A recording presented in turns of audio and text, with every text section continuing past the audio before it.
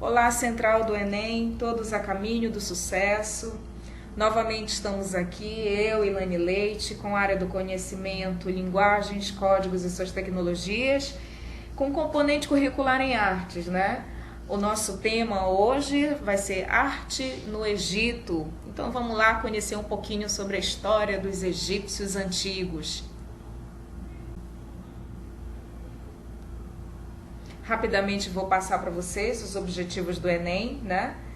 Entender como a religião influenciou a produção artística do Egito Antigo, conhecer os monumentos artísticos egípcios, saber por que as pirâmides até hoje causam admiração e são objetos de pesquisa, perceber as principais características da pintura e dos baixos relevos dos egípcios e compreender a importância dos hieróglifos como um elemento estético, tá? Esses são alguns objetivos da arte egípcia para o Enem. Bom, a arte egípcia é uma das expressões artísticas da civilização que são mais apreciadas até os dias atuais, né? Ela vai ser uma das principais civilizações da antiguidade e foi a que se desenvolveu de fato no continente africano, né, no Egito.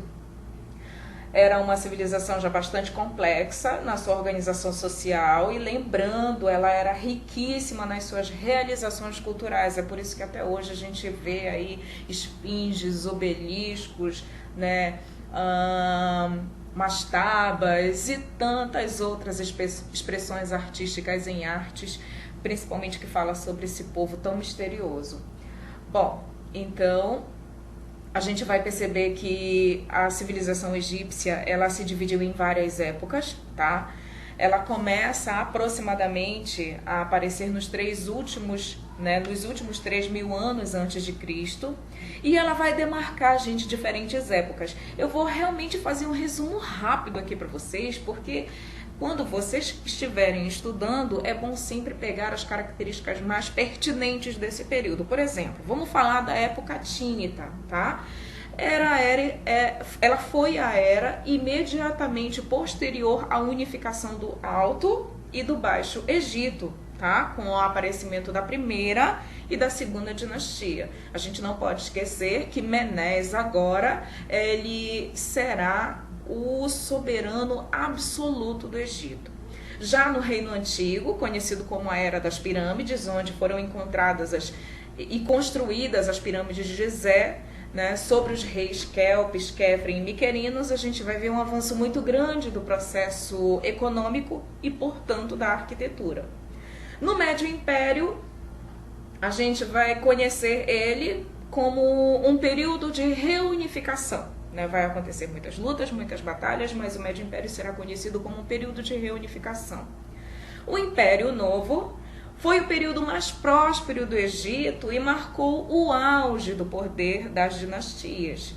A época baixa, né, ela já se refere ao último florescimento dos governantes nativos, porque a partir de então, por conta das invasões, né, não só bárbaras, mas a invasões de outros povos, o Egito praticamente vai se entregar a uma dinastia que não é de pessoas nascidas dentro do Egito, tá? Na época baixa, a gente verifica que ela termina com a conquista de Alexandre o Grande, né, rei da Macedônia, e o período ptolomaico, que já é uma dinastia completamente macedônica. É nesse período que a gente vê aparecer uma das mais importantes personagens do Egito Antigo, que é a Cleópatra, né? No ano de 69 a.C., o rei Ptolomeu ele consegue ver o nascimento da sua filha mais velha, Cleópatra, né? Nascida na cidade da Macedônia, de Alexandria. Essa rainha herdou as heranças gregas e persas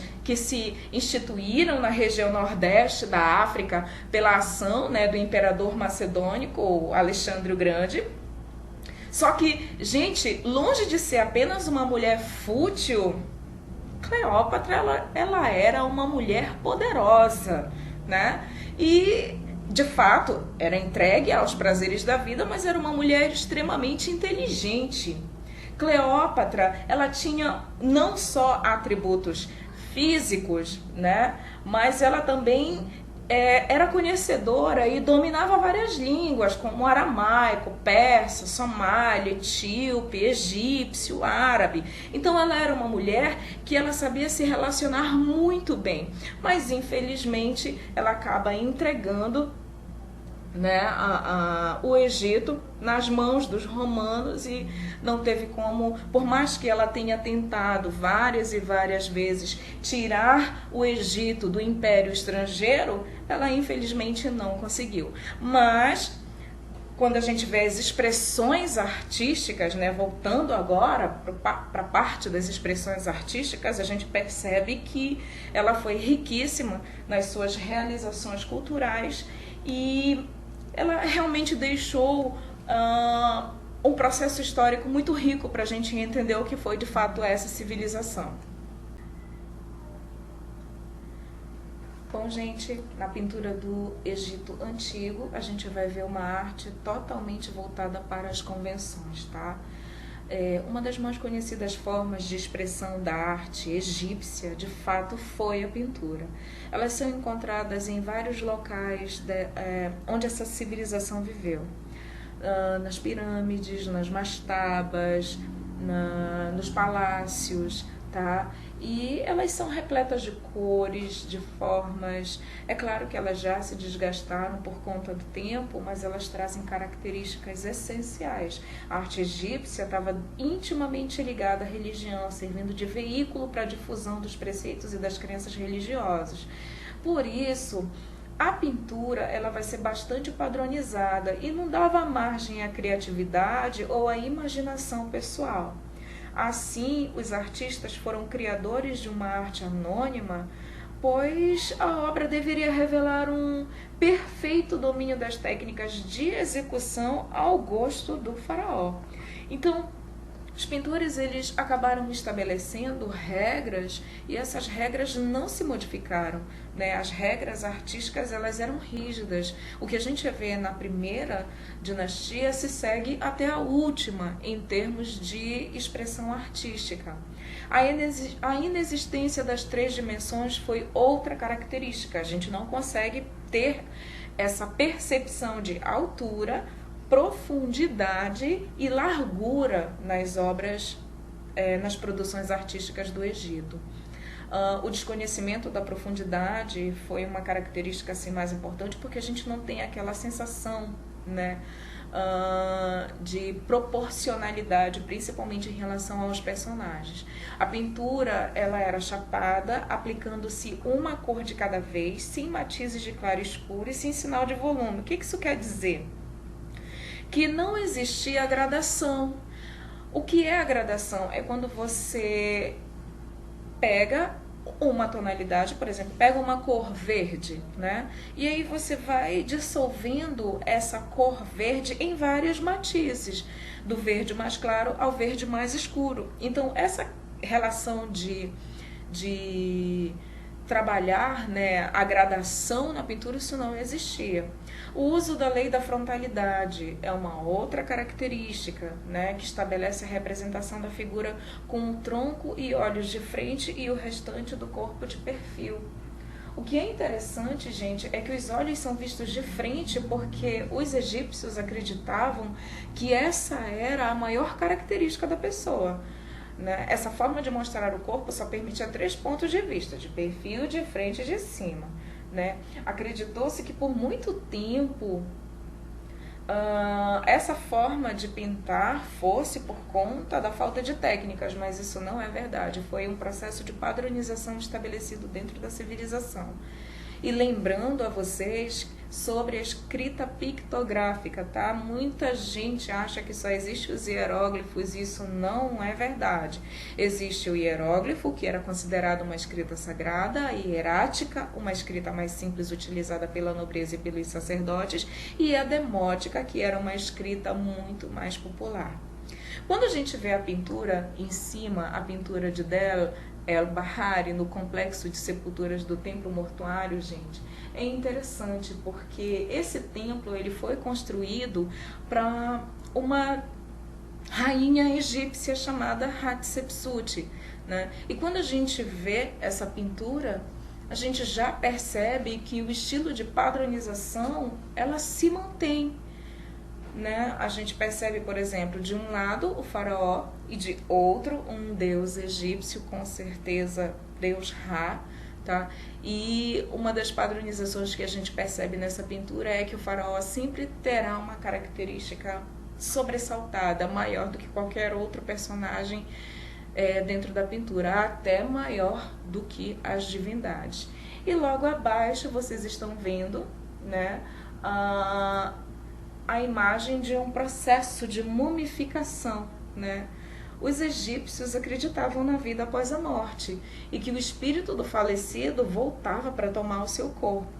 Para abrigar o cadáver, eram construídas pirâmides, mas para preservar o corpo enquanto o espírito não retornava, inventaram a mumificação. Em consequência desse processo, gente, os egípcios iniciaram os estudos da anatomia e descobriram várias substâncias químicas na busca da preservação do corpo. Olha que legal! Primeiramente, todas as vísceras nesse processo, todas as vísceras do cadáver eram retiradas. Um corte era feito na altura do abdômen, de onde era retirado o coração, o fígado, o intestino, os rins, o estômago, a bexiga, o baço. E o coração era colocado em um recipiente à parte, tá? Todos os órgãos eram colocados em vasos chamados de canopos. O cérebro também era retirado, né? Mas eles aplicavam uma espécie de ácido via nasal que derretia, facilitando a extração. E também tinham outros processos que agora não vem ao caso falar. Em seguida, eles deixavam o corpo repousando em um vasilhame com água e sal para desidratá-lo, né, e matar as bactérias durante 70 dias. Desidratado, o corpo era preenchido com serragem e colocado ervas aromáticas, até mesmo para evitar a sua deterioração. E também esperar com que a alma do morto pudesse voltar e o corpo pudesse estar completamente intacto, tá? Então, o que a gente percebe aqui em relação à pintura egípcia? É tudo um conjunto, né? A pintura, ela vai ser o suporte histórico do que foi a vida, as experiências dessa sociedade. A escultura do Egito Antigo, né? As esculturas egípcias, pessoal, deviam seguir uma rigorosa padronização também, assim como na pintura. Eu vou dar um exemplo para vocês sobre o que foi a escultura, tá, do Egito Antigo. Cada parte do corpo tinha que ser determinado, né, por tamanho e proporção. Os ombros, os rostos tinham sempre que estar de frente, muito bem alinhados e sempre em direção ao espectador. As estátuas masculinas, elas eram mais escuras do que as femininas. As estátuas sentadas sempre deveriam ser representadas com as mãos colocadas nos joelhos. E em relação aos deuses, vou dar um exemplo para vocês. Deus Horus, por exemplo, deveria ser sempre representado com a cabeça do falcão, enquanto que o Anubis deveria ser sempre mostrado com a cabeça de um chacal. As obras artísticas eram classificadas de acordo com o cumprimento exato de todas as convenções. E essas foram seguidas muito, muito rigorosamente. A exemplo disso, ilusão de mortalidade, né? Quando a gente vê a escultura de Miquerinos aí, junto com a deusa Hathor, né? Que é uma representação importantíssima dessa dinastia, a gente percebe que ele traz, né, essa representação mesmo de força, de respeito, de veneração, e realmente dá essa ilusão de imortalidade. Propósitos religiosos, o amor incontestável que os egípcios tinham aos seus deuses. Atitude serena, desvinculada de qualquer sinal de emoção. Esse processo emocional ele só vai aparecer séculos depois. Então, sempre eles estarão com imagem facial serena e sempre em observação, sempre com um olhar ao observador, sempre com um olhar ao horizonte. Sempre criaram os siábites, que são essas miniaturas, né? São essas estátuas funerárias que geralmente eram colocadas próximos aos sarcófagos, né? Ou dentro das pirâmides, representavam os siábites, ou os septes, eles representavam o próprio faraó. E o segmento da convenção em pé ou sentado. Então, a escultura do Egito Antigo, para que você não pense que não existia a convenção, existia sim. E a convenção era uma convenção muito parecida com a pintura. Interessante que essa expressão de força, ela sempre está aliada à expressão corporal, à leitura do corpo, né? Os braços estão sempre rentes ao corpo, transmitindo essa sensação de força. Ok, arquitetura egípcia, né? Bom, a arquitetura egípcia é marcada principalmente pela grandiosidade. Isso pode ser notado em algumas das maiores expressões arquitetônicas, né, como os templos, as mastabas, as esfinges, os obeliscos, as pirâmides, os palácios. É interessante salientar para vocês que os egípcios eles tinham conhecimentos matemáticos importantíssimos e precisos que facilitaram a construção, né, dessa arquitetura completamente complexa, né? E por conta deles terem esses conhecimentos matemáticos, isso fez com que erguessem obras arquitetônicas que sobrevivem até os dias atuais. Mas a arquitetura, gente, desse período, com certeza é uma arquitetura funcional. Então, se tem uma palavrinha que a gente não vai poder esquecer, é que a arquitetura desse período reflete a funcionalidade, né? O que lhe confere a solidez, a durabilidade, né? Incomparável para a época. Então, quando a gente vê a arquitetura, né? Ela traz algumas características importantes e que vão desenhar todo o que foi uma estrutura política, uma estrutura social, uma estrutura econômica e principalmente uma estrutura artística, tá? Quando a gente vê a arquitetura egípcia, a gente percebe logo de cara que ele teve características assim importantíssimas, tá? Uma delas vai ser a solidez e a durabilidade, o sentimento de eternidade, aspecto misterioso e impenetrável e imobilidade solene. Então essas serão as características assim mais importantes. Então vamos começar a ver em relação à arquitetura as características, né, de cada arquitetura. Vamos falar sobre as mastabas. As mastabas, gente, que a imagem está aqui embaixo para vocês, são túmulos de forma retangular, que foram feitos inicialmente de tijolos e posteriormente de pedras, tá? Elas são câmaras funerárias e eram escavadas bem abaixo da base da mastaba, tá? Muito parecido com o hipogeu, que também eram túmulos escavados nas rochas, mas os hipogeus eles contêm galerias e corredores e até salas mobiliárias.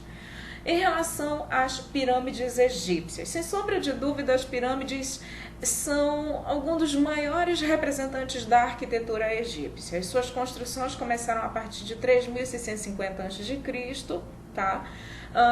O principal arquiteto do Egito foi Imhotep e ele conseguiu realizar, né, uma obra arquitetônica que até hoje tira um pouco do nosso sono, traz essa curiosidade, como foi que ela foi construída, né? A arquitetura das pirâmides se divide em escalonada, né, ou em degraus, sendo essas o primeiro modelo de pirâmide construídas. Elas tiveram grande importância, pois representavam uma evolução das mastabas, tá?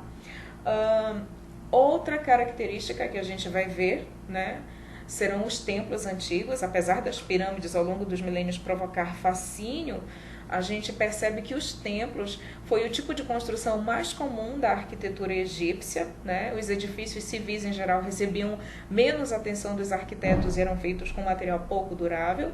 Os maiores templos erigidos em materiais sólidos e resistentes são o de Luxor e Karnak. E estou mostrando aqui para vocês também o templo de Ambu Simbel, né? A entrada dos templos geralmente eram feitas por caminhos que continham esfinges de ambos os lados, né? E os templos eram enormes e geralmente estavam sustentados por colunas. Aí leva a gente a falar também das esfinges, né? O que foram as esfinges, gente? As esfinges correspondem à parte importante da arquitetura egípcia milenar. Geralmente existiam diversas esfinges de ambos os lados das entradas que davam acesso aos templos. As esfinges mais comuns eram estátuas com corpo de leão e cabeça humana, tá? Geralmente de faraós. As menores serviam de decoração para as avenidas que levavam até o templo, tá? Já falamos dos templos, das mastabas, das esfinges, né? Vamos ver agora o que foram os obeliscos. É interessante falar sobre os obeliscos, pessoal, porque os obeliscos, eles eram a representação mesmo de toda a força, né? De todo o poder religioso, tá? Da civilização egípcia. E eram também, entre outras formas arquitetônicas, né, tinham um formato de colunas com lados lisos e a sua ponta e o seu formato era triangular, tinha essa característica piramidal, e a sua principal função era de cunho religioso e servia para os egípcios homenagearem os deuses. Então, todas essas arquiteturas que a gente está falando, templos, mastabas, esfinges, pirâmides, né, palácios, todas elas tinham uma característica muito forte, não só do poder religioso dentro do Egito, mas também a força do poder econômico, ok? Agora, né, uma questão para a gente poder treinar um pouquinho sobre tudo que a gente viu sobre arte egípcia. Aos egípcios devemos uma herança rica em cultura, ciência e religiosidade. Eram habilidosos cirurgiões e sabiam relacionar as doenças com as causas naturais. Criaram as operações aritméticas e inventaram o sistema decimal e o ábaco. Sobre os egípcios, é correto afirmar também que, né, a alternativa A, foram conhecidos pelas construções de navios que os levaram a conquistar as rotas comerciais para o Ocidente, devido à sua posição geográfica perto do mar Mediterrâneo. B, deixaram, além dos hieróglifos, 2 outros sistemas de escrita, o erático, empregado para fins práticos, e o demótico, uma forma simplificada e popular do erático. C, praticaram o sacrifício humano como forma de obter chuvas e boas colheitas, haja visto o território onde se desenvolveram ser desértico. D, fizeram uso da escrita cuneiforme, que inicialmente foi utilizada para designar objetos concretos e depois ganhou maior complexibilidade. Ou E, usaram as pirâmides para fins práticos, como por exemplo observação astronômica. É bem interessante, toda vez que você pegar uma questão como essa, você perceber as pequenas particularidades que às vezes descrevem a alternativa. É interessante que quando a gente vai analisar uma a uma, conhecendo o que a gente viu sobre a arte egípcia, a gente acaba percebendo logo de cara pequenos erros, como por exemplo, vamos lá para a alternativa A. Foram conhecidos pelas construções de navios. Foram conhecidos pela construção de navios ou de pirâmides? Então a gente já descarta logo a alternativa A, né? Deixaram, além dos hieróglifos, outros 2 sistemas de escrita, o erático, empregado para fins práticos, e o demótico, uma forma simplificada e popular do hierático, né? Então, aqui ele já começa a dizer para a gente que nós conhecemos 3 tipos de escrita, que foi o que a gente viu lá atrás: hieróglifo, demótico e hierático. Bom, até então, a alternativa B é a que para mim está a mais correta.